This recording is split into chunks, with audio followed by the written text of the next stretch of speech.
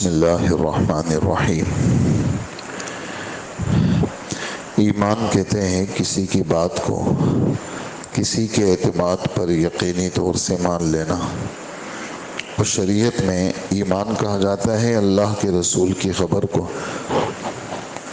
صرف اللہ کے رسول کے اعتماد پر مشاہدہ کیے بغیر یقینی طور سے مان لینا۔ ایمان کی تفصیلات یہ ہے کہ اللہ کی ذات و صفات پر ایمان لانا، اللہ کے فرشتوں پر ایمان لانا، اللہ کی کتابوں پر ایمان لانا، اللہ کے رسولوں پر ایمان لانا، آخرت کے دن پر ایمان لانا، اس بات پر ایمان لانا کہ اچھی بری تقدیر اللہ کی طرف سے ہے، موت کے بعد دوبارہ زندہ کر کے اٹھائے جانے پر ایمان لانا۔ یہ باتیں آپ حضرات کے سامنے چل رہی ہیں فجر رمضان کے اندر، اور آج اس کا 26واں دن ہے۔ اللہ پاک نے 25 دن بیٹھنا، سننا، بولنا اللہ نے آسان فرمایا، باقی بھی اللہ آسان فرمائے۔ یہ گزشتہ کل قیامت تک کا بیان آپ حضرات نے سنا۔ اب ایک اٹل حقیقت ہے جس کا دنیا کے اندر کوئی منکر نہیں ہے، جس کو موت کہا جاتا ہے، اور موت کا پیدا کرنے والا وہ اللہ ہے۔ تبارک الذی بیدہ الملک وہو علی کل شیء قدیر۔ بڑی عالی شان ہے اللہ کی ذات جس نے موت کو پیدا کیا۔ مملکت سب اللہ کے قبضے میں ہے، وہ ہر چیز پر قادر ہے، اور الذی خلق الموت والحیات، موت کے پیدا کرنے والے اللہ ہیں، زندگی کے پیدا کرنے والے اللہ ہیں۔ پھر جتنے بھی جان اللہ نے کسی میں ڈالی ہے سب حقائق ہیں، مطلب یہ جس کو کہتے ہیں کہ جیسے 2 اور 2 4 بالکل واضح سی چیز ہے، ایسے ہی یہ والی بات ہے۔ لیکن میں صرف 2-3 آیتیں پڑھ کے ایک بات بتانا چاہتا ہوں کہ جتنی بھی جان والی چیزیں ہیں ان سب کے لیے اللہ پاک کا فیصلہ ہے کہ ان کی جان کو اللہ پاک نکالیں گے اور ان کی روح کو اللہ قبض کریں گے، اور چاہے وہ انسان ہو، جنات ہو، حیوان ہو، چرند ہو، پرند ہو، کل نفس ذائقۃ الموت۔ نفس صرف انسان مراد نہیں ہے، اس سے جاندار مراد ہے، ہر جاندار اس کو موت آنی ہے۔ پھر اس سرزمین پر جتنی چیزیں ہیں وہ سب ختم ہوں گی۔ سورہ رحمان، کل من علیہا فان وَيَبْقَى وَجْهُ رَبِّكَ ذُو الْجَلَالِ وَالْإِكْرَامِ، اور 20واں پارہ اللہ جل جلالہ اس میں فرماتے ہیں سورہ قصص کے آخر میں، کل شیء ہالک الا وجہہ، ہر چیز ختم ہوگی۔ کافر کہتے ہیں کہ ہم موت کو مانتے ہیں لیکن موت کے بعد کیا ہے اس کو نہیں مانتے۔ خدا کی شان، اس وقت معاملات کچھ ایسے ہیں کہ وہ مسلمات اور وہ اہم ترین چیزیں جس میں کسی قسم کے انکار کی کوئی گنجائش ہی نہیں تھی، وہ مسلمانوں میں پھیلائی جا رہی ہے، اور اس کے لیے ایک ذہن سازی ہو رہی ہے۔ پہلے کم لیول پہ تھوڑی چیز منوائی جا رہی ہے، اس کے بعد اس سے تھوڑا سا آگے، پھر آگے، پھر آگے، پھر آگے۔ امام غزالی رحمۃ اللہ علیہ ایک بات لکھتے ہیں کہ شیطان سیدھا سیدھا ایمان پہ حملہ نہیں کرتا کہ تو کافر ہو جا، بلکہ وہ چھوٹی چیزیں کو لے کے آتا ہے۔ پہلے مستحب چیزیں چھڑواتا ہے، عصر سے پہلے کی سنت ہے، کوئی ضروری تھوڑی ہے، عشاء سے پہلے کی سنت ہے، کوئی ضروری تو نہیں ہے، نفلیں چھڑوا دی، مستحبات چھوڑوا دی. پھر آہستہ آہستہ اس کا عملہ ہوتا ہے سنت موقدہ پہ. ہم تو دبئی گئے تھے، وہاں تو ہم نے کسی کو سنتیں پڑھتے ہوئے نہیں دیکھا. ہم وہاں گئے تھے بحرین میں، کوئی سنتیں نہیں پڑھتا تھا. 10 سال گزارے فلانے ملک میں، یہ یہاں کے بس مولویوں نے بس یہ سنتیں لگائی ہوئی ہیں. بس وہاں جاؤ، بس خالی فرض پڑھ لو، بس آ جاؤ. اب تو کوئی ہے ہی نہیں کچھ، بس یہی ہے، تم لوگ بس پڑھتے رہتے ہو، بس یہ. تو وہاں اگر کوئی نہیں پڑھتا تو ان کا نہ پڑھنا اس کے موجود نہ ہونے کی دلیل نہیں ہے کہ وہ ہے ہی نہیں سرے سے. نہیں، وہ نہیں پڑھتے. ایک کام، ایک چیز اللہ کا حکم ہے، مفتی صاحب نہیں کرتے، تو ایک مفتی صاحب کا نہ کرنا اس کے نہ ہونے کی دلیل نہیں ہے. وہ تو مفتی صاحب نہیں کرتے، مجرم ہے وہ، چاہے مفتی ہیں، چاہے وہ حرم کا امام ہے، چاہے مسجد علی کا امام ہے، کوئی بھی ہے. کوئی کام آسمانی چیز ہے وہ نہیں کرتا تو ایک مستند آدمی کے نہ کرنے سے اس کا نہ ہونا لازم نہیں آتا. ایک چیز ہے قرآن و حدیث پر تو موجود ہوگی. تو آہستہ آہستہ سنتیں چلی جاتی ہیں. پھر ہم نے تو دیکھا نہیں کسی کو وتر پڑھتے ہوئے. پتہ نہیں تم لوگوں نے کیا ضروری سمجھ لیا، وتر گئے جی. فجر کی سنتیں کون لے کے آئے؟ سیدھا سیدھا فرض پڑھو، نکلو بس. دعائیں کون لے کے آئے؟ کس نے کہا فرض کے بعد دعا مانگو؟ دیکھ رہے نا آپ منظر، سب منظر آپ کے سامنے ہیں. اور لوگ آہستہ آہستہ چیزوں سے گئے جی، رخصت ہو گئے. مارکیٹیں بھر گئیں، ہوٹلیں بھر گئیں، اور جناب سگریٹ پینے کی دکانیں بھر گئی. یہ جناب الیکٹرک سگریٹ ہے، اور یہ فلانا سگریٹ ہے، یہ اسموکنگ ایریا ہے، اور یہ فلانا ایریا ہے جی. وہ سب شیاطین سے بھر گئے تو مسجدیں خالی ہو گئی. یہ آہستہ آہستہ دین، وہ ذہن سازی جس کو کہتے ہیں. نہ پوچھنے کی زحمت ہے، نہ کوئی پوچھتا ہے، کچھ ہے بھی نہیں، کچھ نہیں ہے بھائی، سب ختم. آہستہ آہستہ پھر فرائض چلی جاتی ہیں. جماعت کی وہ اہمیت ختم ہو گئی. کس نے کہا جماعت سے نماز پڑھو؟ ہاں مصلی بچھاؤ، پڑھو نماز. وہ ختم ہو گئی جی. آہستہ جمعے ختم، آہستہ آہستہ چیزیں گئی. پھر جا کر کے اخیر میں وہ ایمانیات پہ ڈاکہ ڈالتے ہیں، مسلمات پہ، ایمانیات پہ. موت کے بعد زندگی کس نے کہا؟ کوئی مر کے دکھائے؟ ذرا مر کے دکھاؤ ذرا، موت کے بعد کیا ہے. ایسی باتیں کرتے. تو یہ جو ہے وہ آہستہ آہستہ ذہن خراب کرتے کرتے کرتے نوبت کہاں سے کہاں چلی جاتی ہے. اور آدمی جو ہے وہ ایمانیات میں پھر اس کو آپ بات بتائیں گے نا تو وہ آپ کو ایسی نظر سے دیکھے گا جیسے اس کو اس بات کا یقین ہی نہیں ہے، شکی نگاہوں سے دیکھے گا، اور معاملہ ختم ہو جائے گا، ختم. اور اسی وجہ سے کہا جاتا ہے یہ جو چھوٹے چھوٹے بچے ہیں، ہمارے بہت سارے نمازی، ہمارے ایک نمازی ان کی بچی باہر رہتی ہے، جب وہ آ جاتی ہے بچے ان کے آ جاتے ہیں، اب وہ ان بچوں کو ٹوپی پہنا کے یہاں آ کے کبھی ان کو نماز سکھاتے ہیں، کبھی کیا کرتے ہیں، کبھی کیا کرتے ہیں. کیونکہ یہ بچے جائیں گے باہر ملک میں رہیں گے تو یہاں مہینے 2 مہینے کے لیے آئے ہیں تو تھوڑا سا ان کو مسجد لاؤ، ان کو بٹھاؤ، بیانات سنواؤ ان کو. تو پھر جب جائیں گے تو یہ اثر لے کے جائیں گے. ٹوپی پہنواتے ہیں، پینچے اونچے کرواتے ہیں ان کو، تاکہ ایمانی ساکھ ان کی برقرار رہے. اور نمازی یہاں اپنے پوتوں نواسوں کو بیانات، ان کو پتہ ہے ان کو کچھ سمجھ میں نہیں آتا، لیکن وہ بٹھاتے ہیں، بیٹھو، ذکر کے حلقے میں بٹھاتے ہیں، بیٹھو اللہ کا نام لو.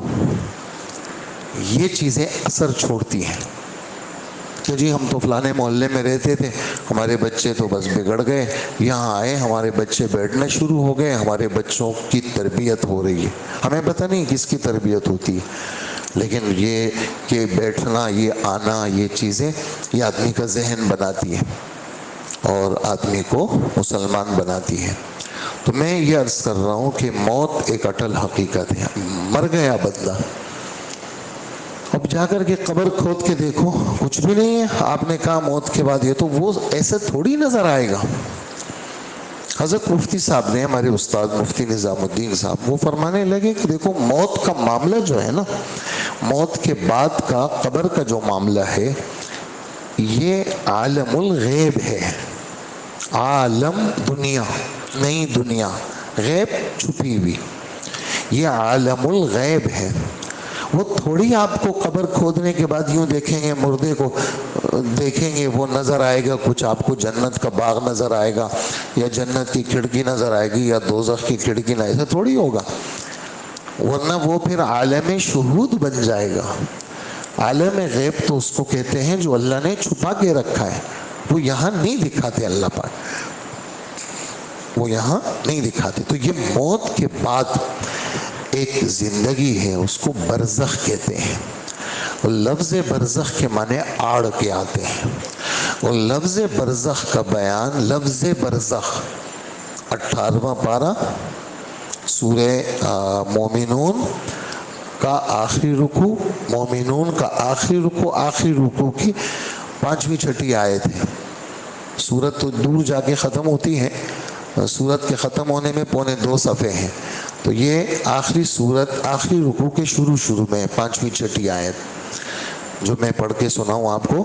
وَمِن وَرَائِهِمْ بَرْزَخٌ إِلَى يَوْمِ يُبْعَثُونَ. موت کے بعد ایک مقام ہے جس کو برزخ کہتے ہیں، اور قیامت تک یہ برزخ میں رہیں گے. اب اس برزخ کی اشارات، اس برزخ کے اشارات یہ تو قرآن میں پائے جاتے ہیں، لیکن قرآن پاک میں یہ تفصیلات اس لیے نہیں ہیں. قرآن پاک میں اشارہ تشریحات اللہ کے رسول، اور اللہ کے رسول نے جو باتیں بتائی ہیں وہ اللہ پاک قرآن میں سورہ نجم ہم نے رات پڑھی، ہمارے رب فرماتے ہیں کہ حضرت محمد مصطفیٰ صلی اللہ علیہ وسلم جو بات فرماتے ہیں وہ اپنی خواہش کی بنیاد پر اپنی طرف سے بات نہیں کہتے، وہ اللہ کی بات کرتے ہیں. جو اللہ ان کو بتاتے ہیں وہ آگے بتائی انہوں نے.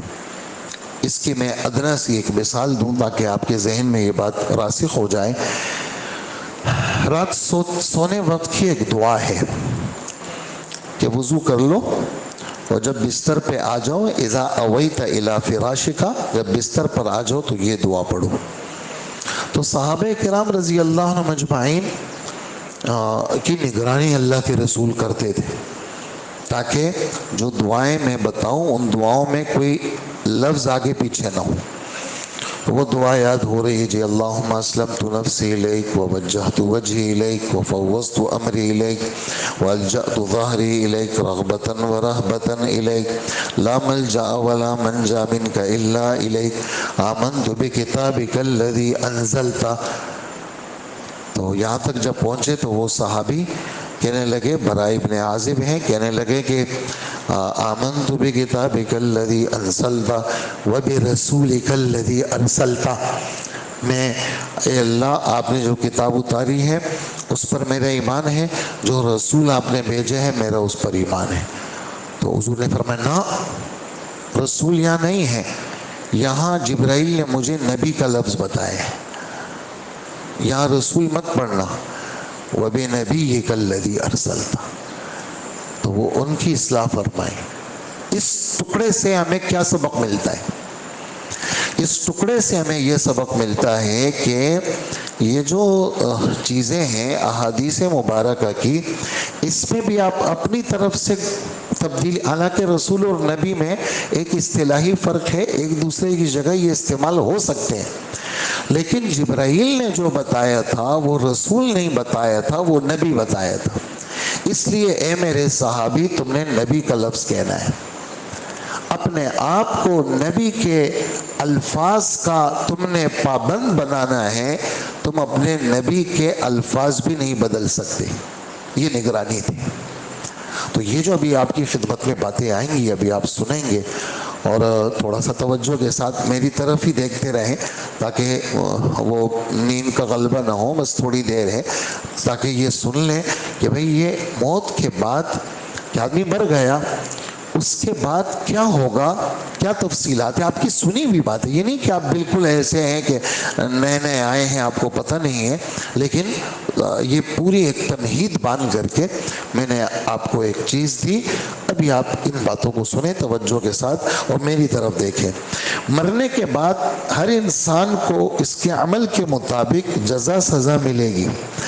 جزا سزا کا ایک مرحلہ مرنے کے بعد سے قیامت تک کا ہے. یہ ابتدائی مرحلہ ہے.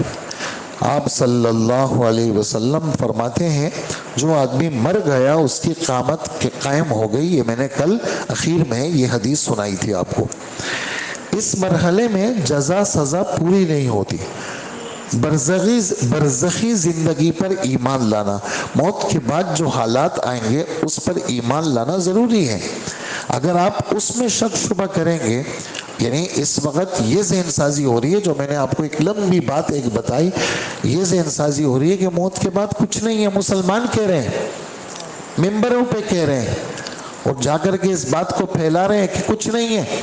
تو یہ وہی جملہ ہے جو کافروں نے قرآن میں، ہمارے رب نے قرآن میں نقل کیا ہے. کیا؟ وَقَالُوا مَا هِيَ إِلَّا حَيَاتُنَا الدُّنْيَا نَمُوتُ وَنَحْيَا، کہ بس یہی ہے بھائی، کوئی مر رہا ہے، کوئی پیدا ہو رہا ہے، باقی آگے کچھ نہیں ہے. وَمَا نَحْنُ بِمَبْعُوثِينَ، ہمیں موت کے بعد دوبارہ نہیں اٹھایا جائے گا. جو کافر جملہ کہتے تھے آج مسلمانوں کے کانوں کے اندر یہ جملہ جو اپنے کو مسلمان کہتے ہیں، اس لیے کہ یہ جملہ اگر کسی نے کہہ دیا تو گویا کہ اس نے کافر کی بات مان لی اور مسلم کی بات تو یہ ہے نہیں، تو اس نے گویا مذہب ہی چھوڑ دیا. لیکن وہ بڑے یعنی دلیری کے ساتھ یہ بات کہہ رہے ہیں کہ کچھ نہیں ہے، ہاں بس یہی ہے. تو آدمی کہاں جائے گا؟ جو اپنے کو مسلم کہتا ہے اور وہ یہ جملہ کہتا ہے تو وہ کہاں ہے؟ ہم خود آپ فیصلہ کر سکتے ہیں کہ یہ آدمی کا اسلام کے ساتھ کوئی تعلق ہی نہیں ہے. تو اس برزخی زندگی پر ایمان لانا، اس کو بڑی تفصیل کے ساتھ نبی نے بیان کیا ہے، جو آپ تھوڑا سا اس کی جھلکی ذرا سن لیجئے. رسول اللہ صلی اللہ علیہ وسلم فرماتے ہیں جب لاش چارپائی پر رکھ دی جاتی ہے، اس کے بعد قبرستان لے جانے کے لیے لوگ اسے اٹھاتے ہیں، تو اگر وہ نیک ہوتا ہے تو کہتا ہے مجھے جلدی لے چلو، ہاں قدمونی قدمونی، لے کے چلو، ذرا تیز لے کے چلو، ہاں بہت اچھا ہوا یہاں سے چھوٹ گیا میں، یہ کیا مصیبت تھی، قدمونی قدمونی. یہ الفاظ انسان نہیں سنتے اور جنات نہیں سن سکتے، باقی اس کے علاوہ سب مخلوق کی الفاظ سنتی ہے کہ یہ مرنے والا یہ جملے کہہ رہا ہوتا ہے.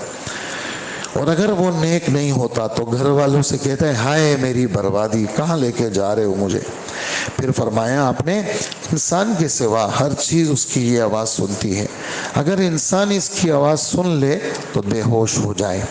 رسول اللہ صلی اللہ علیہ وسلم نے فرمایا مردے کی ہڈیاں توڑنا ایسا ہی ہے جیسے زندگی میں اس کی ہڈی توڑ دی جائے.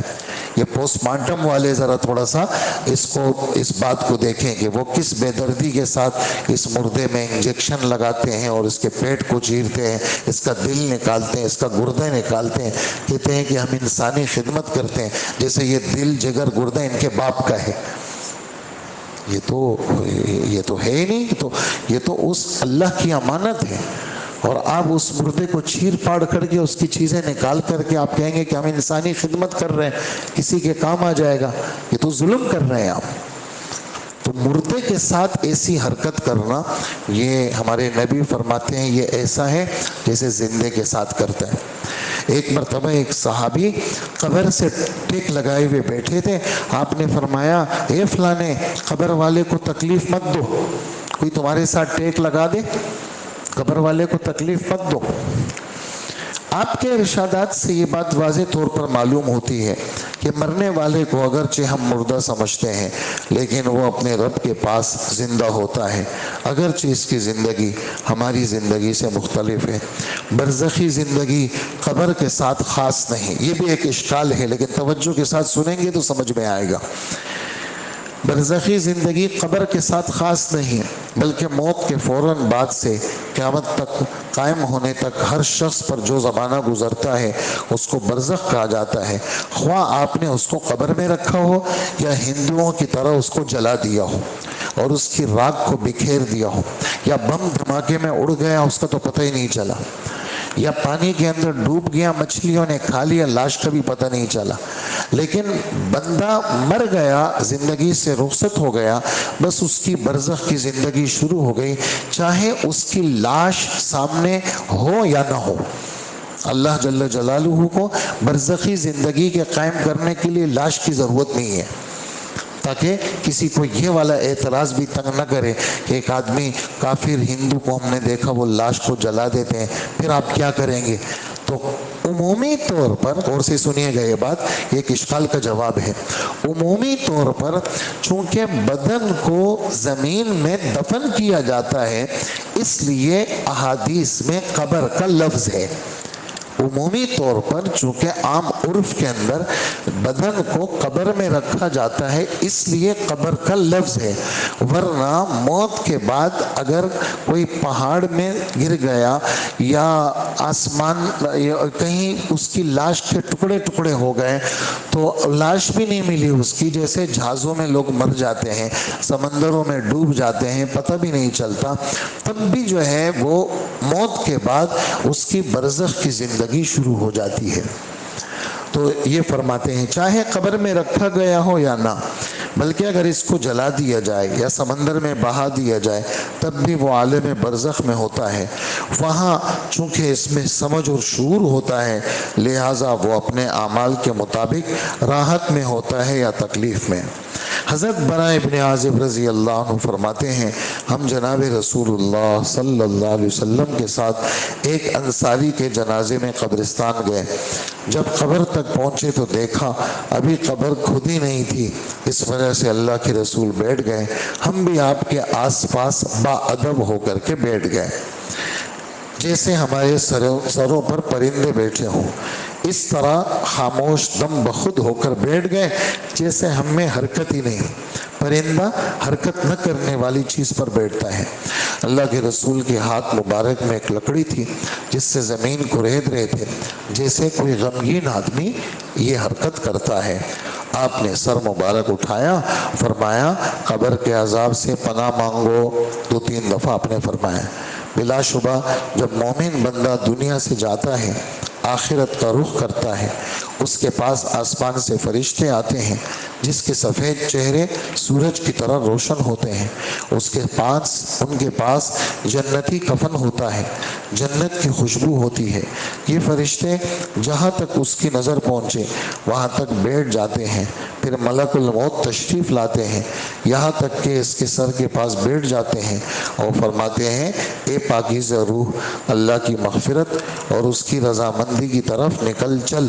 چنانچہ اس کی روح اس طرح سہولت سے نکل آتی ہے جیسے مشکیزے میں سے پانی کا قطرہ بہتا ہوا باہر آ جاتا ہے۔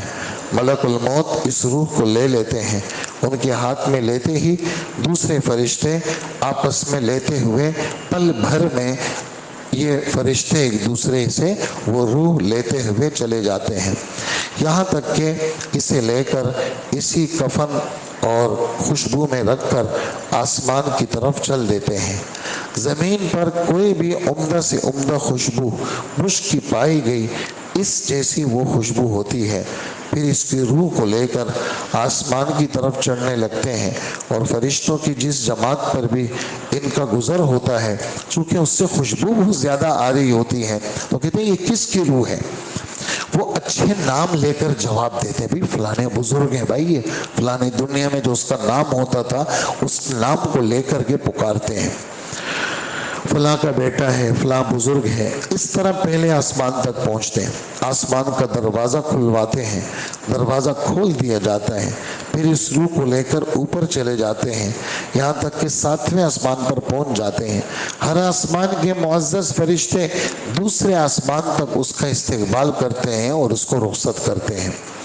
جب 7ویں آسمان تک پہنچ جاتے ہیں تو اللہ پاک فرماتے ہیں میرے بندے کی کتاب علیین میں رکھ دو. علیین ایک جگہ کا نام ہے. اور اسے زمین پر واپس لے جاؤ، کیونکہ میں نے انسان کو زمین ہی سے پیدا کیا ہے اور اسی میں اس کو لوٹاؤں گا، اسی سے اس کو دوبارہ نکالوں گا. اس کی روح اس کے جسم میں واپس کر دی جاتی ہے.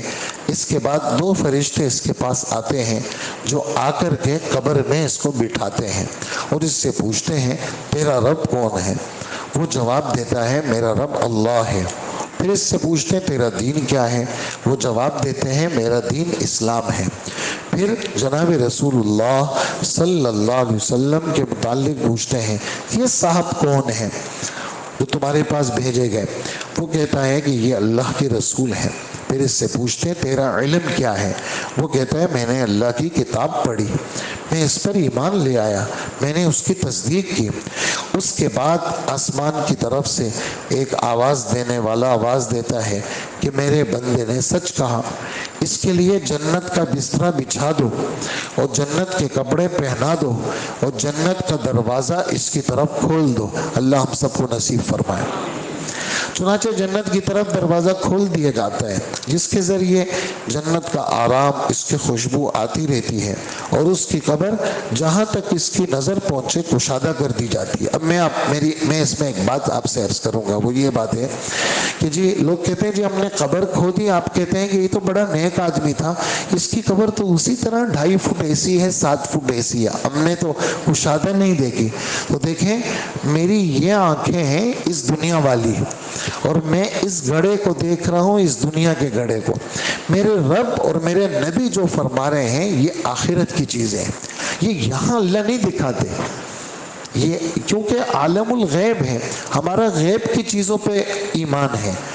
مشاہدے میں نہیں دکھائیں گے آپ کو کہ بھئی ایسا ہے، ایسا نہیں دکھائیں گے. یہ تو موت کے بعد پھر تصدیق ہوگی، پھر موت کے بعد واپس نہیں آ سکتے کہ بھی واپس آ کر کے بتا دیں، یا کوئی رابطہ بھی نہیں ہو سکتا.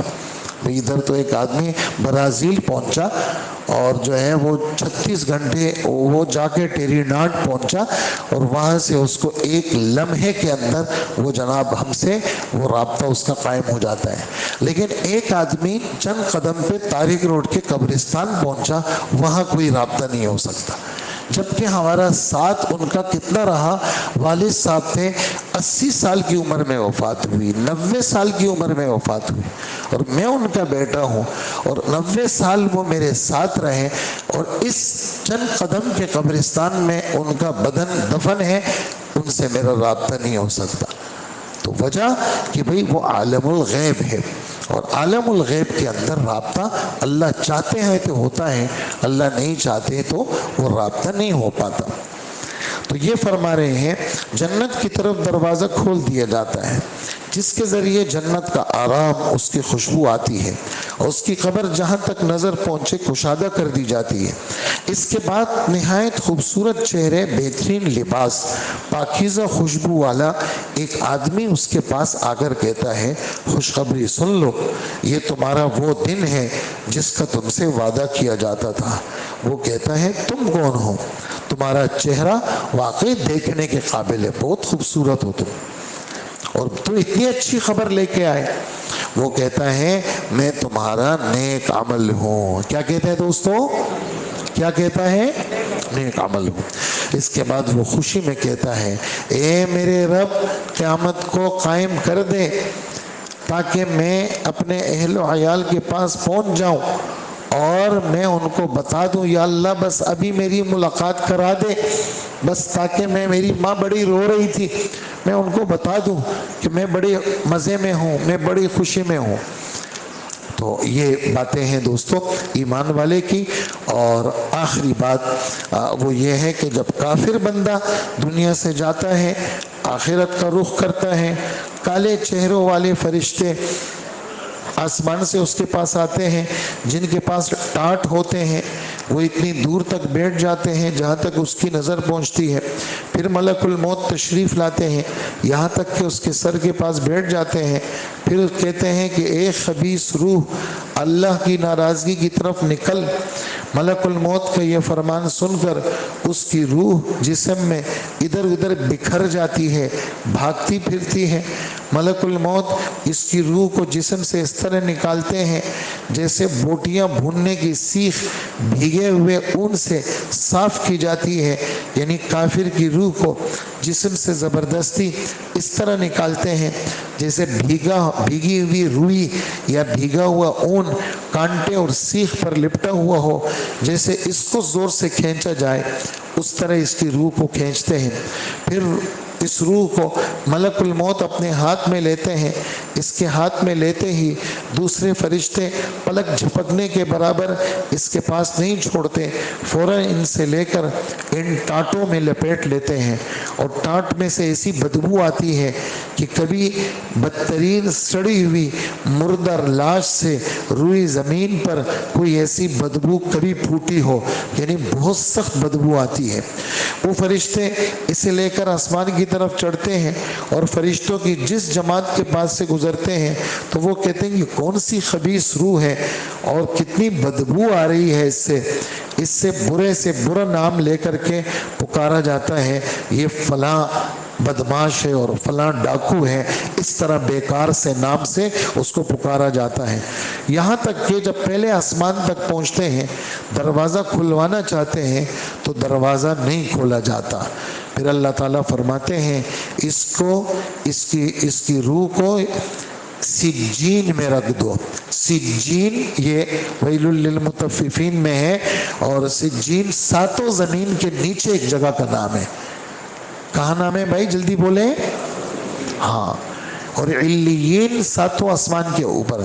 دونوں کہاں پر ہیں؟ دونوں باتیں یعنی آخری پارہ اس کی 5ویں سورت ہے، غالباً 5ویں یا 6ٹھی سورت ویل للمطففین، اس میں یہ باتیں ہیں۔ اس کے بعد اس کی روح کو وہاں پھینک دیا جاتا ہے۔